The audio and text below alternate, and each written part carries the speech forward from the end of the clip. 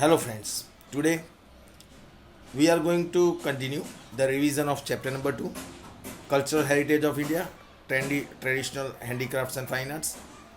Friends, up to now in this chapter we have discussed about some of the important art that is a past part of our cultural heritage. Friends, in the beginning we started discussing about the clay art. We discussed that are the references of 64 arts that are the parts of our Indian cultural heritage that can be considered as a part of our cultural heritage. Friends, when we discuss about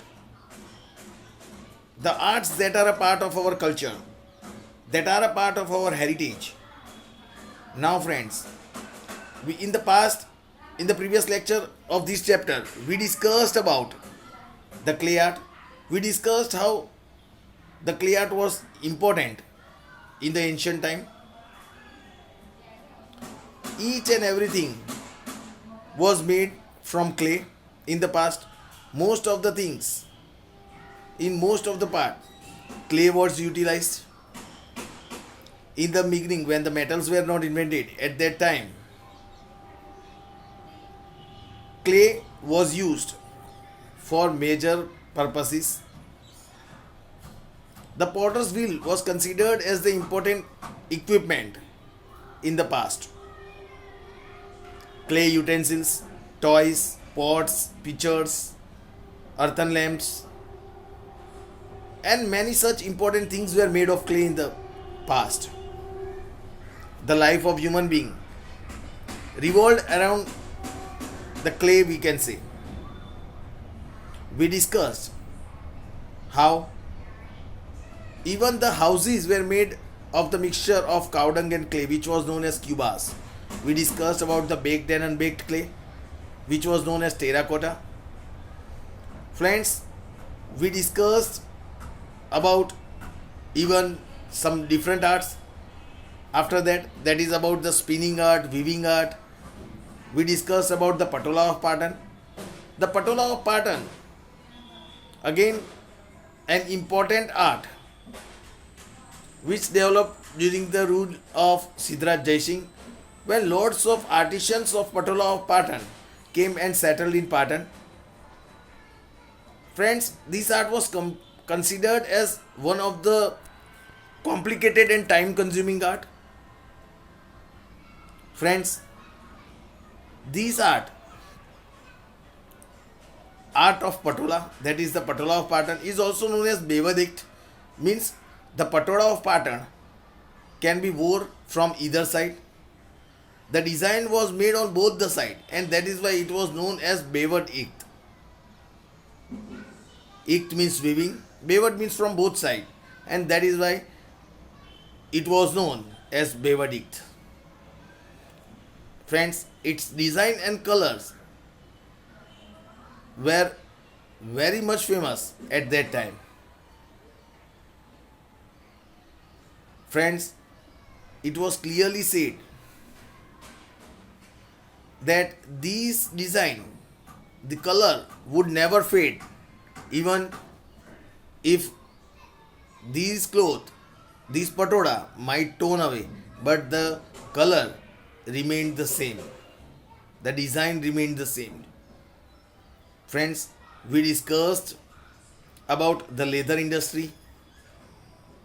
We discussed about the diamond work, how in the past the leather was used, how in the past the diamonds were used by the royal people, kings.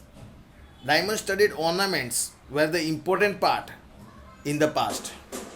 Friends, we discussed how people were fond of jewelries, ornaments in the past, which were made of gold, silver, and as India has a very long coastline of 7,517 kilometer long coastline, lots of diamond gems are found. Lots of people were fond of it. We discussed about the akik work, jari work. We discussed about the music art. Friends, we discussed about the painting art as well. Painting is considered as one of the supreme art among the arts. we have also found the evidences of this ancient art, that is painting, from the one of the most important and the best specimen evidence that is found is the cave painting found from Bhimbetka, that is in Madhya Pradesh, done by the primitive mans. Here the painting of animals and birds were made. Friends, we can see even the painting of Ajanta Ellora. After that, we discussed about the music art. We discussed that there are two types of music: classical music and folk music. 7 vowels are there in the music, Indian music: sa, re, ga, ma, pa, dha, ni. Friends, it differs from the music of the other country. Here it is said, our Indian music is divided into 5 rags. That is Shri, Deepak, Hindod, Megh and Bhairavi. Mythologically, it is believed that these rags naturally come out from the Panchmukh of Lord Shiva. We discussed about some of the text written on music, which is considered as the extraordinary work, that is Sangeet Ratnakar, Sangeet Parijat. Friends, we discussed about the dance art. In that, we discussed it is also known as Nitya. It is derived from the Sanskrit word Nit. It is believed that this art of dance was brought by Lord Shiva from heaven to earth. Friends, we discussed about the classical dances which are very famous in our country. That is Bharatnatyam, Kathak, Kathakali, Manipuri, Odissi. We discussed about all this dance in detail. We discussed about the folk dances of Gujarat, that is Garba, Ras, tribal dance, in our previous lectures. Friends, in this lecture we will discuss about some other regional dances like Gov Gunthan dance, that is shown here in the picture behind us. That is Gov Gunthan dance. Here in the image you can see how the dance is performed. In between you can see a pole. Gov Gunthan dance is one of the form of Ras, it is said. It is performed on the drum beats and તાલ and લય of music. જે આપણે કહેવામાં આવે છે કે જે આ ગોવ ગુંથન ડાન્સ છે રાસનો જ એક ભાગ છે. ડ્રમ બીટ્સ, જે ડ્રમ હોય, ઢોલક હોય, એના તાલ ઉપર, એના મ્યુઝિક ઉપર, એના સંગીત ઉપર આ આખો નૃત્ય કરવામાં આવે છે. The performers tie one end of the rope with mandapa, pillar or tree. વચ્ચેના ભાગની અંદર જે અહીંયા આપણે જોઈ શકીએ છીએ કે જે મિડલ પાર્ટ છે આ આખો પોલ, જેની જોડે આ બધા થ્રેડ્સ અહીંયા બાંધેલા છે એ આપણે જોઈ શકીએ છીએ, બરાબર. તો એવું કહેવાય છે કે અહીંયા જે પરફોર્મર્સ હોય છે, ડાન્સ કરનારા લોકો હોય છે, એ એક છેડો દોરીનો, ત્યાં વચ્ચે જે મંડપા છે, બરાબર, જે વાંસની લાકડી વચ્ચે ભરાયેલી છે, જે પિલર અથવા તો કોઈ ઝાડ હોય એની સાથે પણ એક છેડો ત્યાં દોરાઈને બાંધી બીજો છેડો પોતાના હાથની અંદર રાખતા હોય છે. Then they perform dance in a group holding the rope in one hand and dandiya in the other. પછી એ લોકો આ ડાન્સ પરફોર્મ કરતા હોય છે જેમાં એક હાથની અંદર દોરડાનો છેડો હોય છે અને બીજા હાથની અંદર દાંડિયા હોય છે, બરાબર. અને એ બંને સાથે પછી એકબીજા સાથે એ આ ડાન્સ પરફોર્મ કરતા હોય છે. While dancing they make creeper like formation. Dance કરતી વખતે એ લોકો વેળાના આકારની વેલ હોય એ રીતે વેલની આકારની અંદર એ લોકો આ ડાન્સ ફોર્મ કરે છે. Where in one goes inside and other comes outside. જેમાં એ લોકો એક વેળાની જેમ વેલો હોય, કોઈ પણ છોડનો વેલો હોય એ રીતે એક વ્યક્તિ અંદર જાય અને બીજું બહાર આવતું હોય એ રીતે એક વેલા જેવું પરફોર્મ કરે છે. This is repeatedly done forming a circle. એક સર્કલની અંદર આ રિપીટેડલી આ ક્રિયા કરવામાં આવે છે, કન્ટિન્યુઅસલી આ વસ્તુ કરવામાં આવે છે. This way they make and open the ગુંથન. આ રીતે ગુંથન, જેને આપણે ગૂંચ કહીએ, આંટીઓ જે ચડી ગઈ હોય આંટીઓને ઉકેલવામાં આવે છે. પ્લેટ, આંટીઓ ગુંથન કરેલું હોય એ ગુંથનને ખોલવામાં આવે છે of rope tied with the pillar. જે પિલર સાથે અથવા વચ્ચે જે વાંસની લાકડી હોય છે એની સાથે જે આંટીઓ વળી હોય એ આંટીને ફરી ખોલવામાં આવે છે રિવર્સમાં જઈ. Hence this style of dance is called ગોફગુંથન ડાન્સ. એટલે આ રીતેનો જે નૃત્ય કરવામાં આવે છે એને આપણે ગોફગુંથન ડાન્સ તરીકે ઓળખીએ છીએ. બીજાની વાત છે હવે એના પછીનો જે ડાન્સ છે ધમાલ ડાન્સ. ધમાલ ડાન્સ ઓફ સિદ્ધીસ તરીકે પણ આને ઓળખવામાં આવે છે. The Siddis also known as Hapsi people are an ethnic group currently inhabiting the Jambur village of Gir area of Gujarat. મોટાભાગે આ અત્યારના સમયની અંદર જે ગીર એરિયા છે ગુજરાતનો જેમાં જંબુર વિલેજ છે ત્યાંના વતની તરીકે આપણે આ સિદ્ધીસ લોકોને ઓળખી શકીએ છીએ. તે ઓરિજિનલી બિલોંગ ટુ આફ્રિકા. એનું નેટિવ પ્લેસ જો આપણે સમજવા જઈએ તો તે આફ્રિકાનું છે. સિદ્ધીસ ધમાલ પોપ્યુલરલી નોન એઝ ધમાલ. સિદ્ધીનો જે ધમાલ ડાન્સ છે જેને ધમાલ ડાન્સ તરીકે ઓળખવામાં આવે છે it is a unique form of the Siddi people. જે સિદ્ધી પીપલ છે એ લોકોનો આ એક યુનિક ફોર્મ છે.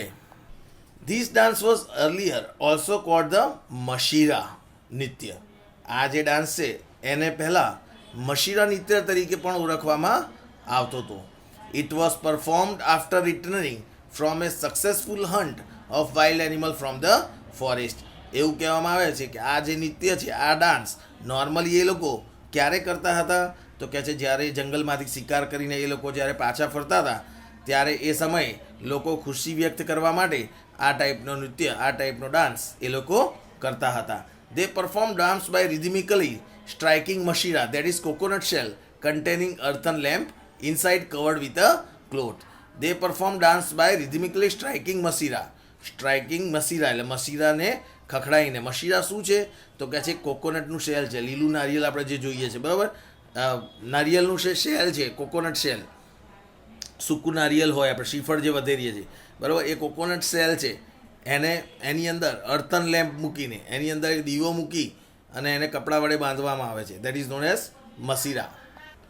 Friends then here it is said that wearing a peacock feather holding small drums in hand forming a circle. આ નૃત્ય કેવી રીતે કરવામાં આવે છે તો કે જે શ્રીફળની જે ઉપરનો જે શેલ હોય છે એની અંદર દીવો મૂકીને એને કપડા વડે બાંધી અને મશીરાને ખખડાઈ અને આ નૃત્ય કરવામાં આવે છે. નૃત્ય કરનાર લોકો એ પીકોક એટલે મોર પીંછ પહેરતા હોય છે અને હાથની અંદર ડ્રમ નગારા હોય છે અને એક સર્કલ બનાવીને એ લોકો આ ડાન્સ કરતા હોય છે. They dance with high and low pitch of ho ho sound. એ લોકો જે ડાન્સ કરતા હોય છે એ હો હો કરીને એના અવાજની લો પીચ ને હાઈ પીચ હો હો હો હો હાઈ પીચ અને લો પીચ એ રીતેની સાઉન્ડથી આ રીતેના અવાજથી આ ઇકોઝથી આ પડઘા પાડી આખા જંગલની અંદર આના પડઘાથી એ લોકો આ નૃત્ય કરતા હોય છે. They dance in a group imitating the voice of animals and birds. એ ગ્રુપની અંદર લોકોના ટોળામાં આ નૃત્ય કરતા હોય છે જેની અંદર એ લોકો વિવિધ પ્રકારના અલગ અલગ પશુ પ્રાણીઓના અવાજ પણ કાઢી અને આ નૃત્ય કરતા હોય છે. Now we'll discuss about the Meriyo dance, Padhar dance and Koli dance. હવે આપણે ડિસ્કસ કરીએ મેરિયો ડાન્સ. મેરિયો ડાન્સ શું છે તો કે people residing near the stepwell of Banaskantha do Meriyo dance. Meriyo dance કોનો છે તો કહે છે કે જે લોકો બનાસકાંઠાના સ્ટેપવેલના નજીકમાં જે લોકો રહે છે એ લોકો આ મેરિયો ડાન્સ કરતા હોય છે. દે prepare a toran by weaving tall grass of reed and Jhunjhudi varieties.